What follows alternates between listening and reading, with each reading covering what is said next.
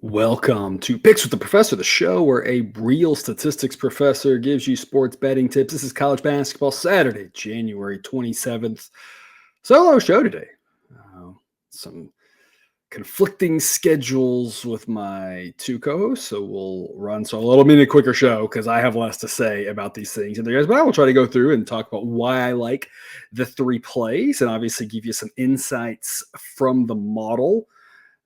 Again, two plays of the day for Saturday. And my goodness, there were so many to choose from. Another 15 or so A grade plays over on Dub Club that you can get over there. And that will be part of the extended cut, which you get if you are on Dub Club. And you can sign up today and get 3 months for the price of 2. This will not last forever. It's only through the end of the month. So you are running out of time to lock in the rest of college basketball and the start of baseball and a chunk of hockey. Hockey model should be ready to go after the All-Star break. Made some good strides today. Got close enough to give some leans tonight that are looking pretty good so far. Hopefully that'll finish up. You never know how that goes, of course, because sports can be unpredictable. But we're making some good strides there. All-Star break coming up soon, but it should be good to go after that.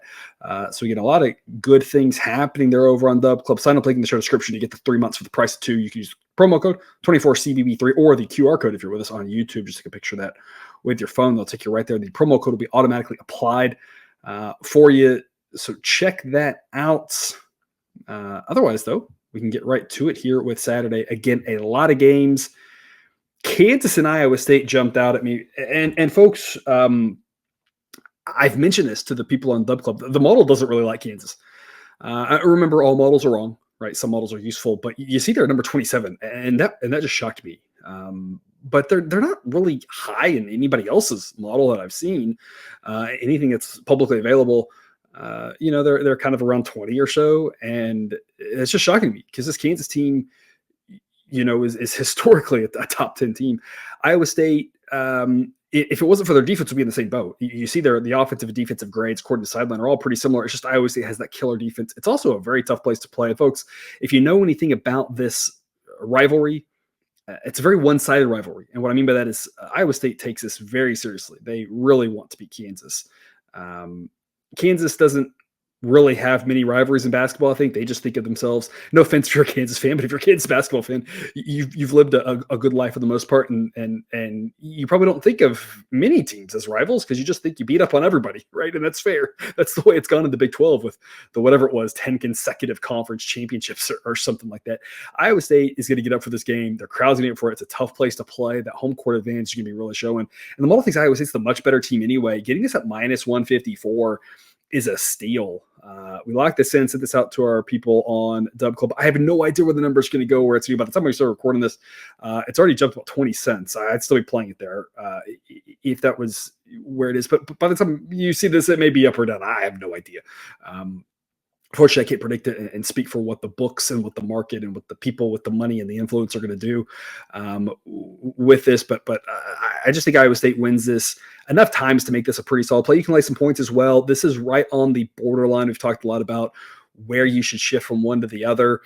Personally, I just don't like laying a number like 2.5 or something because then it gets down to the end and then you're like, do I want them to win or not? Do I want them? What am I? Only if they hit a 3 or whatever and over. I'd rather lay a little bit of a bigger number, and that way I kind of know what I'm rooting for a little bit. So it's just a personal preference here. But whichever way you want to play it, I think the books just are overvaluing Kansas, and I get to some extent. I think the reason a lot of their models is they're a little bit tying too heavy to prior data, historical data on this Kansas team being good. They're 7-12 against the spread this year. It's not like what, in my opinion, what Sideline is seeing with this team is they just aren't that good relative to the market, and that explains why they aren't covering. And we talk about one game. Folks, one game doesn't mean anything, right? And you hear me say things like that all the time.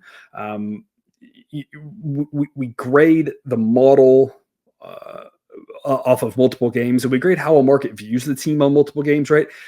If Kansas wins this game or doesn't win this game, we're not going to say that says anything. But when you look at the totality, you can kind of say, 7-12 against the spread, you're talking about a team that the market has been valuing higher than their performance, and the model's kind of been picking up on that and been saying this Kansas team still isn't that good, and thinks that the market needs to keep going to catch up. We had an A grade, I believe, or a high B grade, one or the other, on Cincinnati getting 8 points, and that cashed, and that seemed crazy to me to back Cincinnati getting only 8 on the road at Kansas. I was looking at that going like, what? Sure enough, they hung around. They only lost by 5, and I think it just goes to show this Kids team isn't bad. I'm not saying they're bad. It's just they're not quite at that same level where they constantly are winning home games by double digits, and that's why they haven't covered several of these games, and they're not good enough to go on the road and get consistent wins. Obviously, they won at Oklahoma State, but they lost at UCF and they lost at West Virginia. That doesn't guarantee they're going to lose here. Anything can happen in college basketball. One game, anybody can get hot. If you've been with me a lot, I try to caveat this. And I'm sorry if you've been with us a lot and you're like, I get it. And I know you probably do. It's just, I know there's new people coming in all the time. I want to make sure we're clear on this, that there's no locks in gambling and anything can happen in one game. That's why we always stay responsible with how much we're betting. But the bottom line is that Iowa State wins this probably around 3 out of 4 times they play. Even if the model's a little bit, too high there on Iowa State and or a little too low on Kansas, and they only win hypothetically, let's say 2 out of 3 times. That still makes any number starting with a 1 a good investment. And that's why we like the B grades or the A grades. With all the picks in college basketball, even the B grades there's not many of them. The edges are strong because we throw the rest in the C and the D category because the edges are so big. We kind of know, hey, even if we're off a little bit, there's still a value here. And so even if it's only 2 out of 3 rather than 3 out of 4, minus 154, minus 170, whatever it may be, it's still a pretty good pick. Now, I'm not playing this as strong at Iowa State minus 250. The model would still say there might be a little bit of value there, but we've lost a lot of the value. So we're really scaling back if the number happens to go out there. Bottom line, though, I like Iowa State at home. Kansas, again, just not been covering all season. I think it's indicative of what the models are picking up on. Iowa State, either 12-6 against the spread, 1 push according to covers. So that was a 32-point game. I'm guessing that number moved. So maybe it won or lost, depending on what number you would have gotten. But I've been higher on this Iowa State team than the market. And so I think you're seeing a great example here of a team in Iowa State that the model has been like, hey, this team's been good. Let's back them. And it's mostly worked out. And we're seeing a team in Kansas where the model saying, hey, maybe they're not as good as the market thinks. Let's fade them. That's mostly worked out. And that doesn't mean it'll work out here, but it means in general, these are the types of games that if we put enough of these in our portfolio, we're going to profit in the long run. And that is our goal. Here, it's been successful in every other sport. It's been successful, for the whole year, or whole last year, if you've been with us. So we're going to keep doing that here. Iowa State minus 154, B grade pick. Iowa and Michigan. We're going to turn our attention away from side betting and turn to totals now. And if you've been following us at all, you know where we're going with this. This is an overplay for us, over 165. It's a B grade at this number. And when we talk about, hey, I'm locking numbers in and I'm all about transparency, you can find all the results, especially if you're new with us, catching us on Saturday. Find all the results historically, this year, previous seasons, at the website, www.pickswiththeprofessor.com.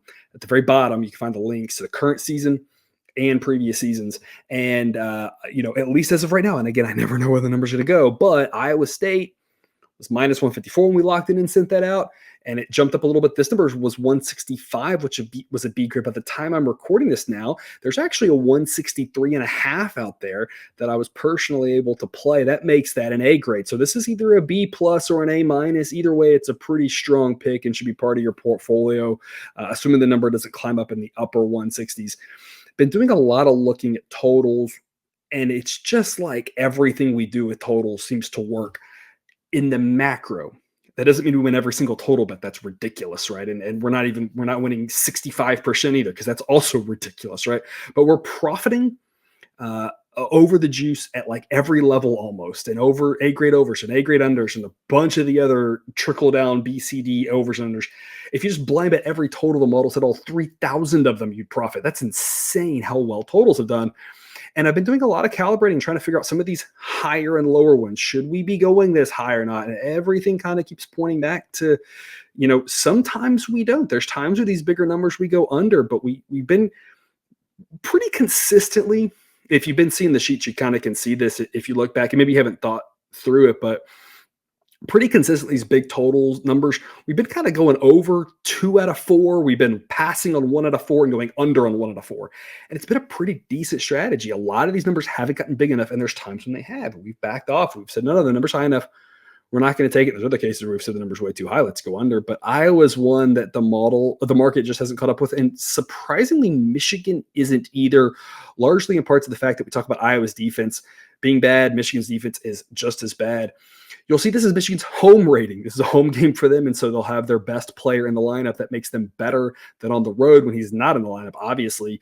Even with him in there, they're still terrible on defense, but they're good on offense. Iowa, of course, great on offense.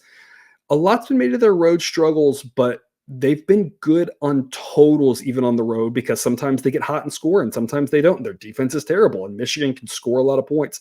I don't have a lot of faith right now in Michigan scoring points on the road, but at home, it's definitely on the table, especially against the defense like Iowa. And the bottom line, again, I'm going to say kind of the same thing I said here as the previous game. You've got two teams that the market just hasn't caught up yet that we've been mostly going over on, and it's mostly worked. And that doesn't mean it'll work here, but it means in general, it's probably the way you want to go. Michigan is 13-6 to the over. The last 2 games have gone over. And it's been pretty split. Home road hasn't really mattered where they've played. They can score some points, but my goodness, they can give up points with that defense. And Iowa, the same, 13-6. The last 2 games for Iowa have gone under. And so again, we're going to back some overs or we're going to lose. That's fine. We're trying to make sure we win more than we lose by enough to still profit, hopefully profit a lot. But if nothing else, profiting in college basketball is a fantastic thing in our goal. And Iowa made us a lot of money in that run where they went over 6 straight times. We might have been over on all 6 of them, to be completely honest. So even if we've lost a couple here, the last 2, I still think it makes sense to go over, because anything can happen in one game, anything can happen in 2 games. But when you have 2 teams put together like this, the recipe is there for a lot of points and not a lot of defense. This game might end up in overtime as well. I think it's probably forecast to be relatively close. Obviously, Michigan's not a great team, but like Iowa on the road is a little bit concerning. Home court in the Big Ten matters a lot. And with Daniel playing, that really makes Michigan at least potentially competent. And this is a better matchup for them, given that they're going up against a team that's so similar to them versus, a team that maybe can shut them down, shut their offense down and, offensively still be good enough to put up points against Michigan because their defense is so bad. I mean, Michigan should be able to score some points. So we even have the extra kicker of overtime or a tight game in late fouls. You never know in one game, but this has the recipe for more likely to be in the 170s than it does in the low 160s or even the 150s. Doesn't mean it won't, but it means in general, we like this look here. Again, B+ pick over 165. Again, depending on what number you're getting and how you're shopping around, you may be able to get an A grade on this one. And that'll wrap us up with Kentucky and Arkansas.